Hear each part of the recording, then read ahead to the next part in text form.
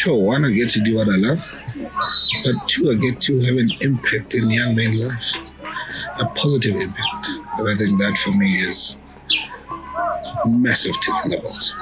That's why it's important. That's why I keep waking up. That's why I'll never stop, irrespective of how tough it gets. It's what keeps me going. Right? I want to see these boys thrive, not only in the rugby field, in school life, outside school. Right? And the boy comes back 30 years, he's a CEO and says, Mr. Shah, thank you. Thank you. That's all.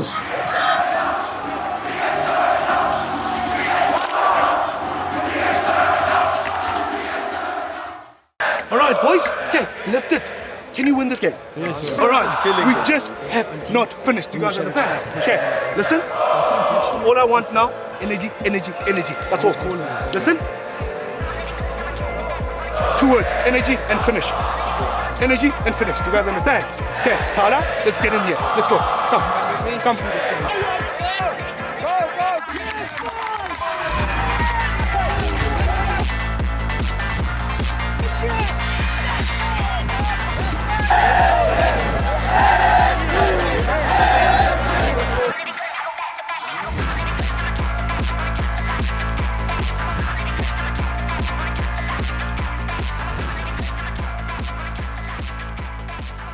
This is St Stithians College, one of the most beautiful campuses in the northern suburbs of Johannesburg, South Africa. I had the privilege of attending the school from 1996 until 2000. It was just 2 years after South Africa's first democratic elections in 1994, a time of change and new beginnings. But honestly, my story started far from here, at Dube, Soweto.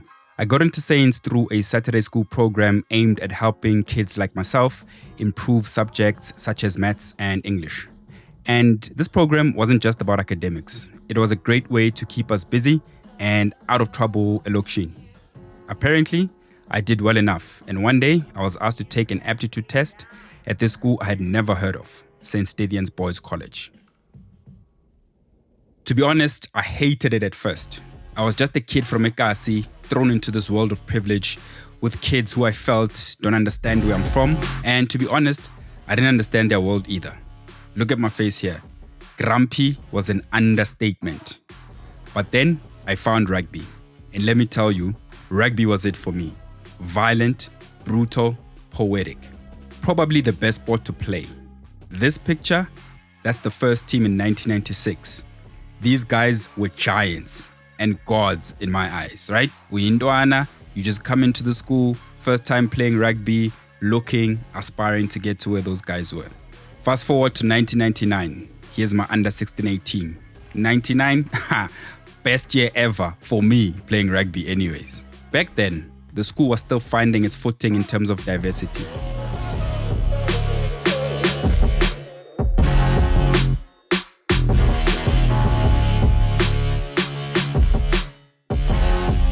If you look at Saints now, the picture has changed dramatically. Today, Saints is a vibrant, multicultural school. On campus, you got boys and girls schools, top-tier academics, sports, cultural activities designed to develop well-rounded individuals. And that's where the series comes in. We wanted to unpack what it takes to build elite student athletes. Now, I could only pull this off with a lot of help from family and friends. Everyone in this picture gave their time and resources to help us put this thing together. We had to bootstrap it, run around, try to find time with the boys, the teachers, so we can tell the story. But honestly, the story had to be told. And thank you to everyone that helped us put this thing together. High school rugby is massive in South Africa. But for me, it wasn't just about the game. I'm a father to 2 boys, and I'm always curious about the boy child. And I was fascinated by these young men, right? And you can imagine what they have to go through. Exams, girls, puberty, hormones, trying to understand who they are. And now you add this pressure of playing for your first team and representing not just you, but an entire community. It must be a lot for them. And we try to unpack that and get in their heads and talk to their parents, their teachers, to just see how this entire thing works, right?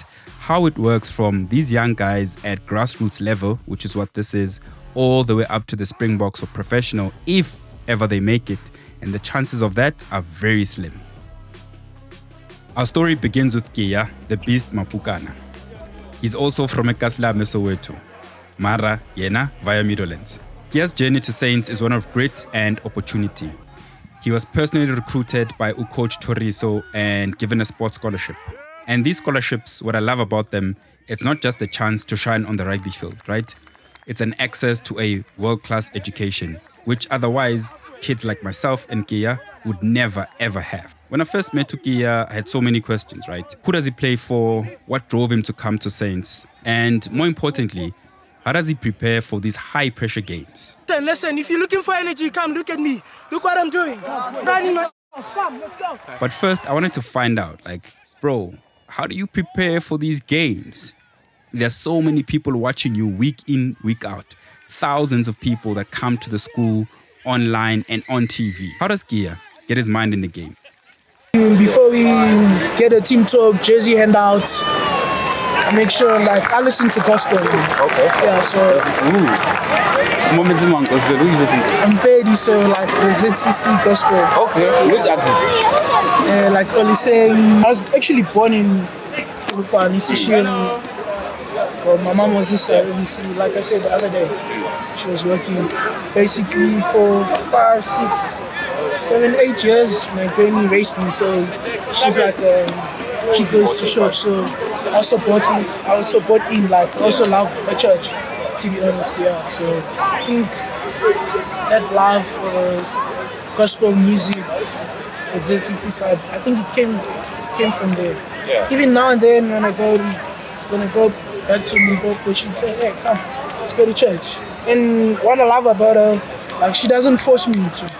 She asks me, do you want to go to church? If I say yes, so if I don't, she'll never force me. Yeah. That's what I like about her. Even though she's like a girl, she's very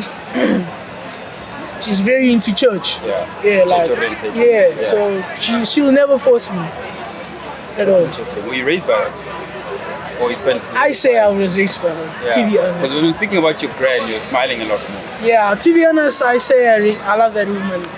To be honest, for me, obviously my mom would say, yeah, I raised you, but for me, so I was with her since I was born till grade 3. That's when I moved this side to Joburg. Yeah. But those memories still stay. They still stay. Yeah. Okay. I remember even I was 6 years old. Yeah.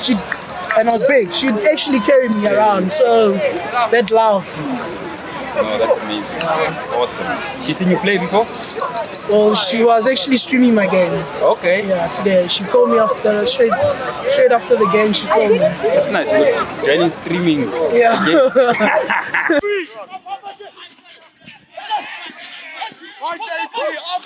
Come, Louis!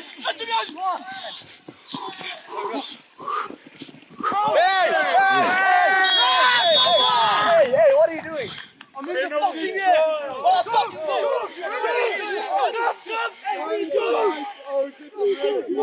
Hey, set up! Relax. It's a penalty try! Hey, Slelo! Are you okay? Hey, seconds, come in here. Attitudes are unacceptable at the moment. I understand what the teachers are talking about now. Your arrogance is unbelievable. I will play that beside there on next Saturday if you carry on like this. It's unacceptable. You do not get to speak to a referee. Who gets to speak to a ref? Only this man here. The rest you shut your mouth. He's just given us a penalty try. It's the right call. Shut your beak. We're a fucking team, boys. Oh, is this not acceptable? Hold on. We cannot talk to them like that. That's giving away stupid mistakes, stupid penalties. We don't need that. We should not be struggling against these guys anyways. Us misbehaving and having ill discipline is not helping us. Gents, in a game, that's points. That's points conceded. Come on. Lift it. Come on. Let's get a call. Let's go back. Keep quiet. Just do your job. That's it. Right. Ready? Don't say anything. Do your job. Wake up.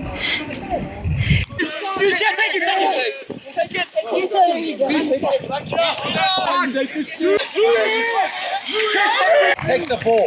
You just go for the ball. What he's going to be doing right now is he's coming into the job. Boy, stay ball, please.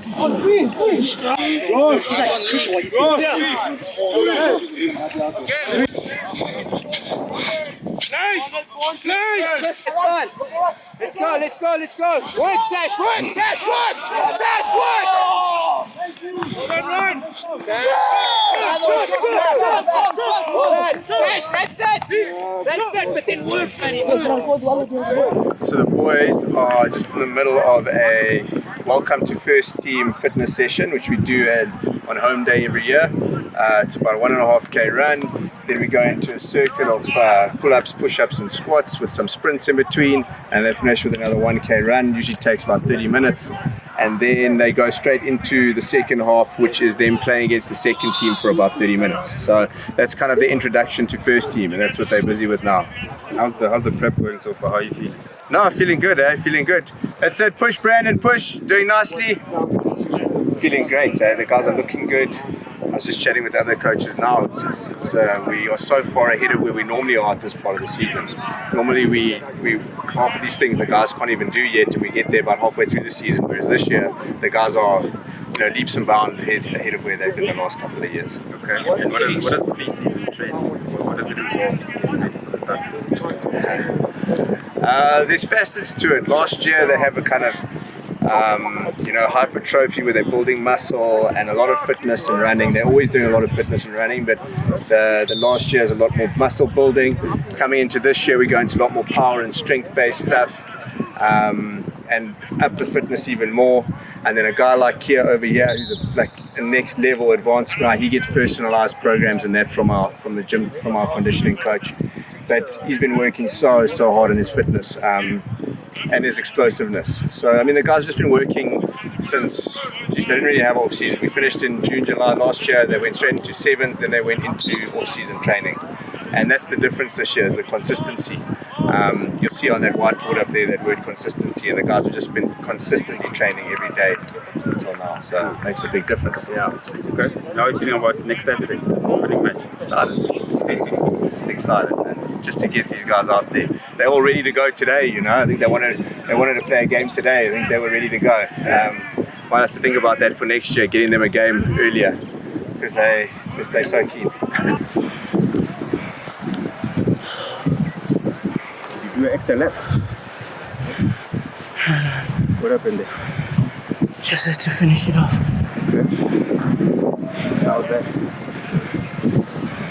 How was that? Tough. Yeah, boy. We're not good when we're tired, we're good when we're finished, boy. Here you go.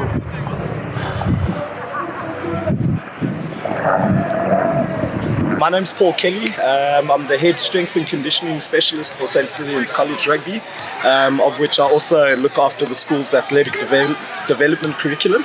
And what the role actually entails at the end of the day is minimizing injuries is our priority. So before sending our boys onto the pitch, we want to make sure we're preventing injuries rather than managing injuries. Secondly, we're also looking at getting the boys nice and strong so that they can keep up with the physical demands in rugby, and then just conditioning them to the best of our ability. So that's pretty much what my role entails at the end of the day. Yeah. So start of the season, how do you get them prepared? How do you get them ready? So at the start of the season, what we do is obviously when our season ends, we go into our off season. So the main focus off season is that we put them into the gym and we put them on a big hypertrophy block. Now hypertrophy block means that we're trying to put on as much strength or size, so muscular size, as well as strength in that block. From there, we get a second block, which will move into our pre-season. So our pre-season, we'll do a lot more field work, so conditioning on the field.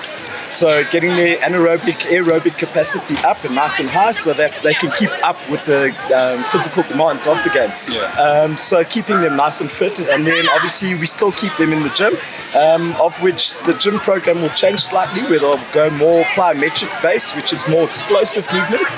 And then pretty much now we're in season. So now it's just about maintenance. So maintaining all the work that we've done leading up to this point. I'll fix. Technical we can fix. Let's keep our heads. Happy? Okay. Leave it. Stand.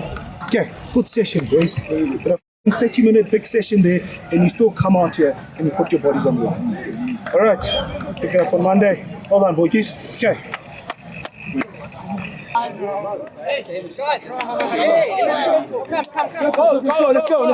Let's go, gents, everyone, circle. Great stuff, boys, great game, lads. Let's get there, let's get the circle. Well done, boys, well done. Great stuff, boys. That's why the whole bunch, I love it.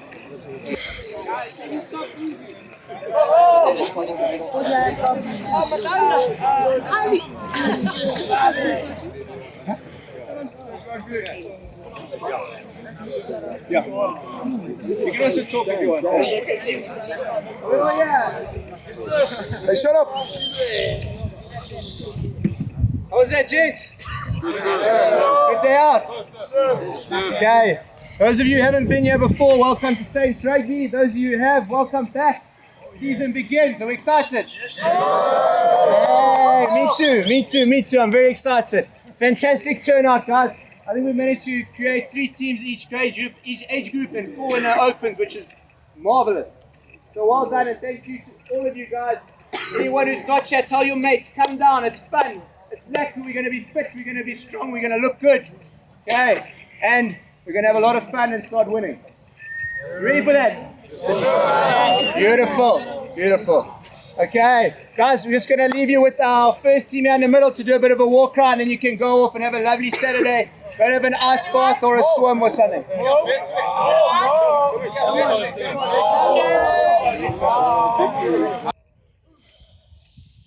2, 3.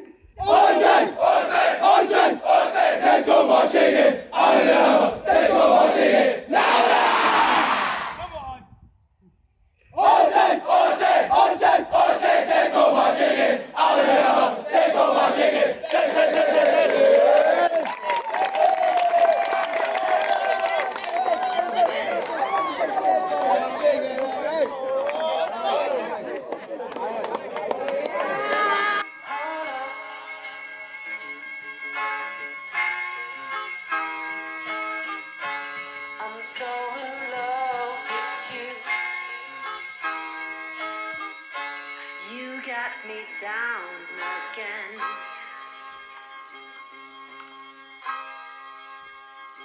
The first match of the season couldn't be played at their home ground, which is called Baytop. Instead, it was played at Higher Ground, a stunning restaurant on campus that's open to alumni, parents, and even the public. Shout out, I'm gonna plug this thing in here. If ever you're around Randburg, you need a place to go to for a drink, some great food, and an amazing view, check out Higher Ground Restaurant. Now, the reason for this, Baytop was being prepared for the St Sports Festival, a one-of-a-kind event that is unmatched anywhere in the country. As you can imagine, the boys were nervous. I mean, we were the crew. Our first time shooting, it's their first game. We're also nervous to see how the season is gonna go and how these guys are gonna manage school and rugby at the same time.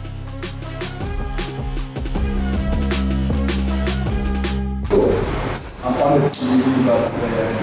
This is it. This is what we've been working for since last year. We've been grinding for so long. Now we finally have a chance to prove ourselves. So let's start there. Don't be distracted by the hype. Just focus on the game. Play the game. So let me tell you my typical week with the team. So we play on a Saturday.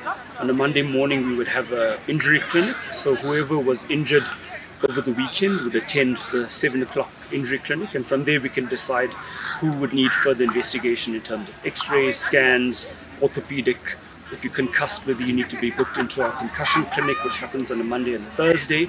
And based on that, we would submit a report to the director of rugby, and he then passes on this information to the various age group, all the way from the under 14s, 15s, the 16s, and then the opens. And that helps in terms of the planning for the week, who's going to be available, who's not available. I'll give them some feedback as to who is returning from injury, who's available, how do we allow them to come back in terms of a limited contact, full contact, in terms of their straight line running, agility. There's multi-facets to how they need to come back, and we need to tick all their boxes before they're allowed to return safely to play. So the purpose of the strapping is to support the involved joint, and often it's the boys that want to use the strapping more from an injury prevention point of view. So if you've twisted your ankle in the past and you're returning, your ankle might still be a little bit weak, you want to strap that ankle just to prevent it from being twisted again. So often we'll use strapping more from a preventative sense. When it comes to, say for example, the line out, the jumpers would tape their legs because it helps the lifters to get the guys higher in the line out. So there's various reasons as to why you would use strapping, more from one from a performance point of view, from an injury prevention point of view. I would imagine some guys probably just use it because it feels comfortable. It's a placebo thing happening. Placebo effect. Yeah. And on a personal note, I mean, I'm sure you could work anywhere. Why here? Well, my kids are here, and I spend so much of my time at the school, and I figured I might as well get involved. So I started off more in terms of being involved with the rugby committees, parent rugby committees, and helping with braaiing and age group representative. And the school asked me, specifically the rugby department, to get involved. So now I have a practice that I run from the school, and I assist wherever I can. Right. And what makes St Stithians special and different to other places? I mean, your kids are here, you work here. Not even practically, you spend a lot of your time here. What is that essence that brings you guys here initially, but makes you stay also? There's something unique about St Stithians. I mean, it is a private school. It's quite a prestigious school, but in saying that, I still feel like we have quite a good cross section of people from all walks of life, and I kind of like that. You know, there's a lot of diversity at the school, and it's representative of the society that we live. So I like my children to experience what the greater South African society is like. We've got people from all walks of life. We've got kids from scholarship to the very wealthy.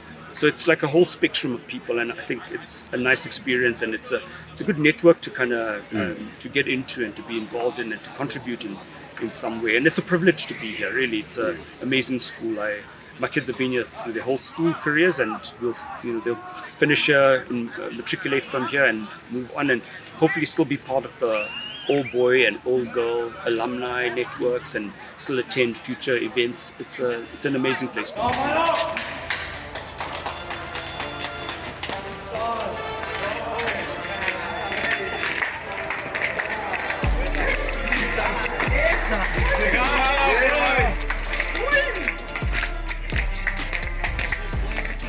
I have to say, the level of professionalism in high school rugby today is unreal.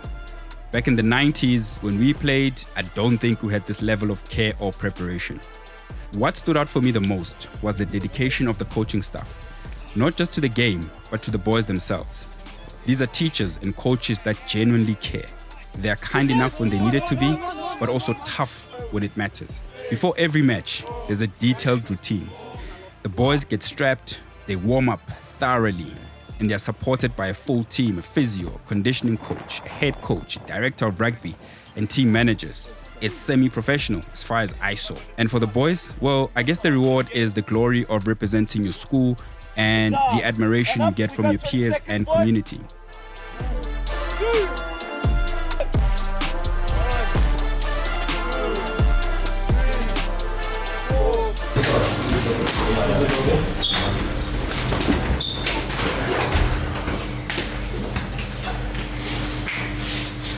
How are we feeling, gents? Good? Yeah, so gentlemen, obviously, as you know, as per usual, we always get a speaker to do jersey handout. We've got some guys who obviously played lots of games last year, and then we've got new caps. Right, gentlemen, I've asked a good mate of mine, Andy Koboy was our captain in 2003. I had the privilege of playing with this man for many, many years. And I've asked him to come do jersey handover for our first one for this year. Welcome, Andy, and thank you for playing. Thanks, man.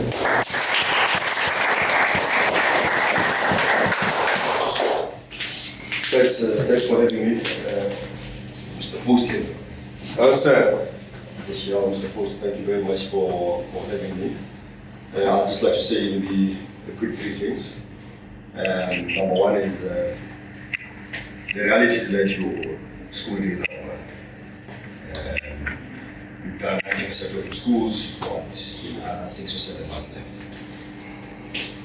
And the only thing that really matters is rugby. Nothing else matters. The trick dance is for public schools, last day of school will be irrelevant. The only thing that really matters is the rugby season and the rugby festival.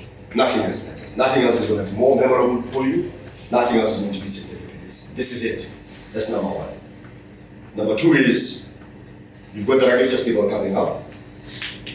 Most of you probably won't make it to professional rugby because you'll make different life choices. But it is the single most important sporting event for non-professionals will ever get to experience. Why? Because you're going to have 25,000 people coming to watch you. 25,000 people that actually know your name, who are rooting for you, it's your families, your parents, your friends. It is significant. And that significant moment starts now. Because from today, you send a very clear and strong message that you're not a team to be undermined, you're a team that is going to win and you're going to change the tide. So this is a very big moment. And I can only implore and beg you to be fully immersed in it. Number three, you guys are playing for an institution. You guys are playing for people like me. I'm here on a Saturday afternoon dressed in number ones because I expect this thing. So I expect nothing less than 30 points difference between us and St. Benedict's. I mean, I really do. And I really implore you to go into that dark place. Find that energy. By the way, rugby is about war. It's not a social sport, it's about war. The very genesis of rugby was the creation of principles and dynamics from sport during non-war times. It was created after World War I. So you have to go to a dark place. Find that energy within you. And last but not least, which is a message which I'd like to share with you, and you must carry it forward beyond this, is that greatness lies in the sacrifices you're not willing to make. If you want to be great, you all know your weaknesses. I am not tall enough, I am not fast enough, I am not fit enough. But if you're willing to make that sacrifice in that area of weakness, that's where the greatness lies. So gentlemen, thank you very much for honoring me and asking me to give you this honor. I expect a powerful, impactful season. I expect to kick it off today, kill them, 30 points, 40 points max. Send a very clear and strong message. Thank you.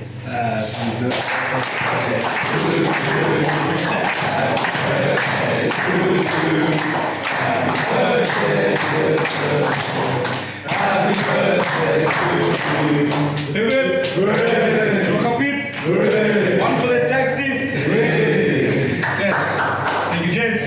Let's do numbers, please. Okay.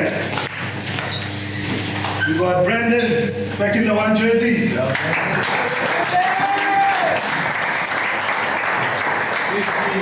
Nick's back at 2.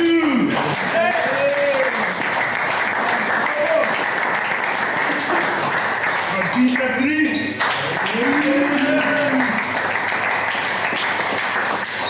Francois at 4. Stefan at 5.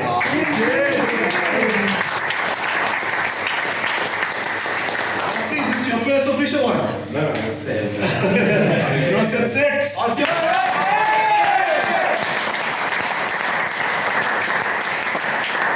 Kashinda at 7.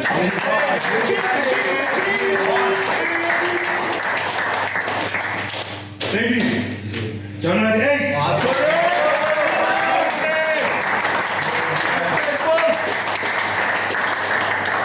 General number 1, Joshi at 9.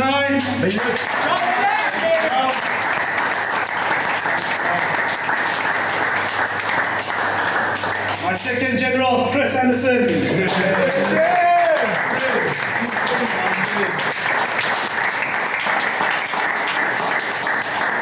Another debut, Tana.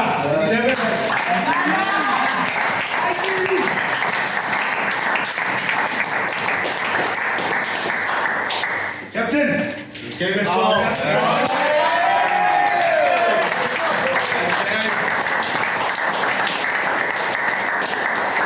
I'm going to Tubbs at 13.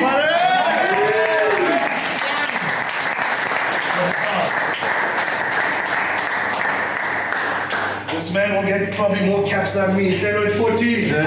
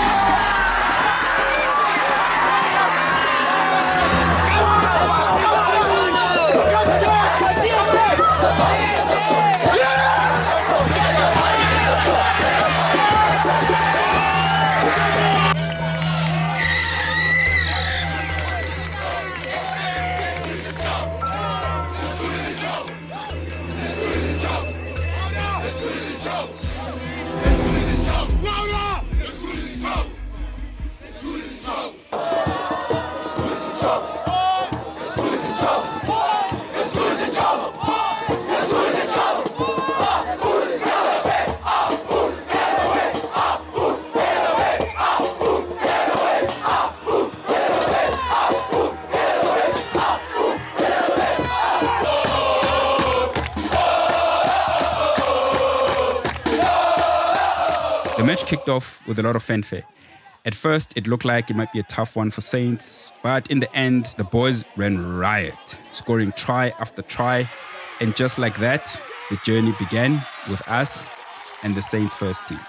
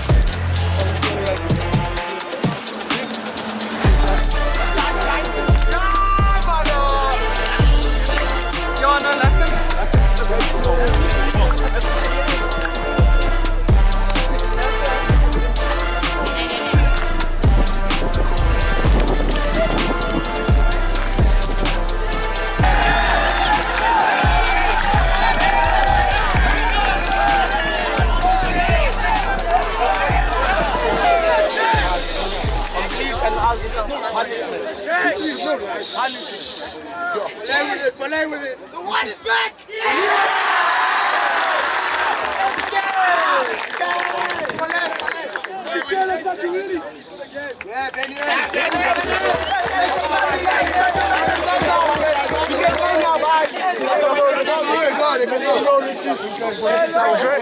And to all our supporters and parents today, thank you.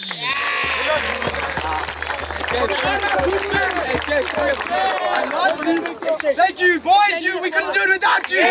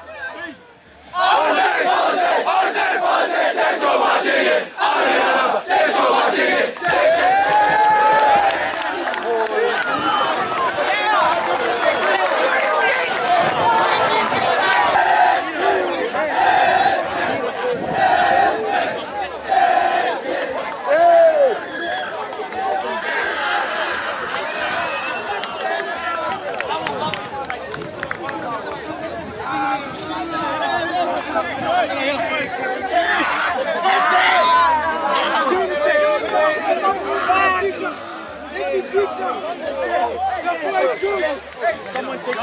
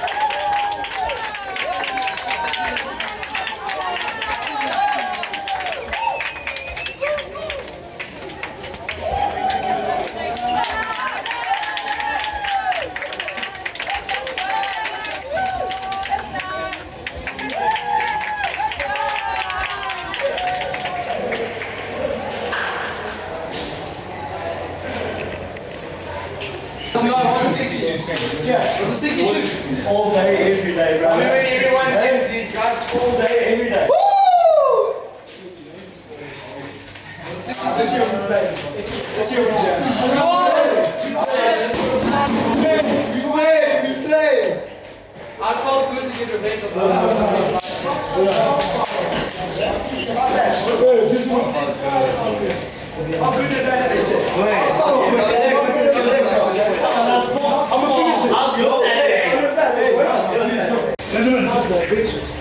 Brilliant. Brilliant. Well done. We kept the intensity.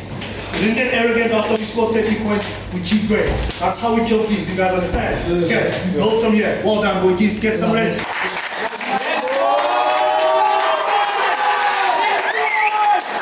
Big thank you to all of these guys here and Mr. Kelly for killing you guys for so long. Okay, this is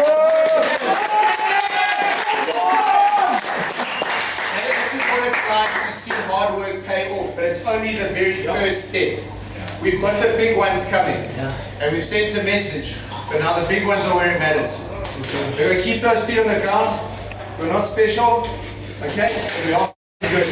And Ethan Jacobs, I think you were out of your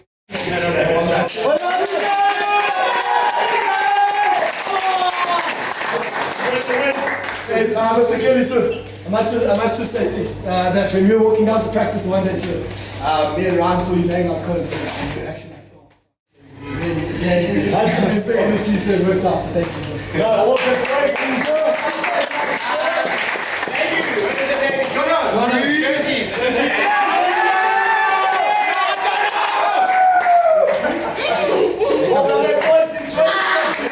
Well done, boys. Where's Kia?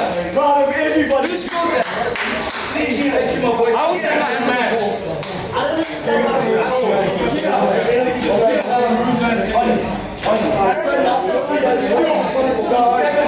The media